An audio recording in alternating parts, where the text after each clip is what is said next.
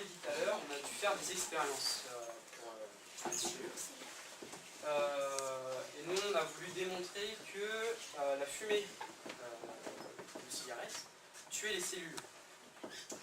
Alors pour cela, on a mis en culture des cellules, donc des boîtes de pétri en fait. Et on a soumis certaines boîtes à la fumée de cigarette. Alors comme on n'est pas fumeur, on a dû inventer un petit système pour qu'une cigarette se consomme et puis récupérer la fumée. Et après on s'est amusé à... Enfin amusé, c'était pas une partie de globale. On s'est amusé à compter le nombre de colonies dans les boîtes, suivant si elles ont été soumises à la fumée ou non. Et on a obtenu le tableau suivant. C'est le nombre de colonies, voilà, pour chacune des boîtes. Alors on a eu 3 types de boîtes.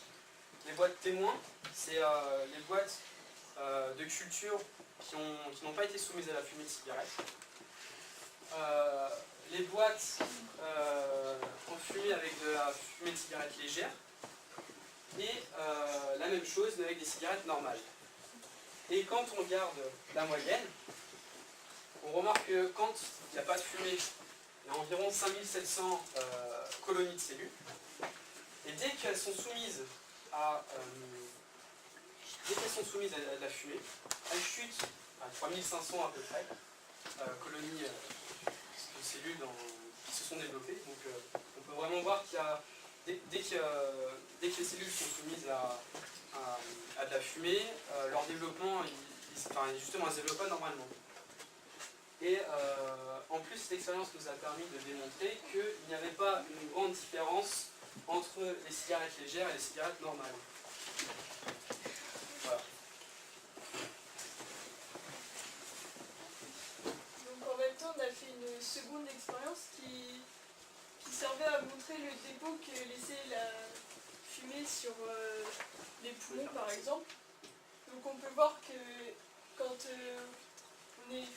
c'est avec une cigarette légère ou normale, le dépôt est approximativement le même. Donc voilà, vous faites passer, vous pouvez sentir, ça sent encore. C'est marqué dessus finalement, Ouais. c'est qui était légèrement.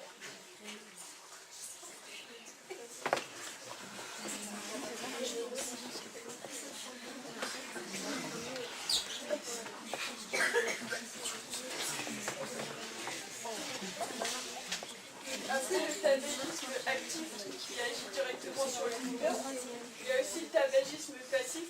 Donc, par exemple, quand des amis à vous fument à côté de vous, en fait vous risquez beaucoup plus de tomber malade, d'avoir des cancers que lui. Donc par exemple le tabagisme, il aggrave, même passif, il aggrave vos pathologies et ils peuvent créer de l'asthme.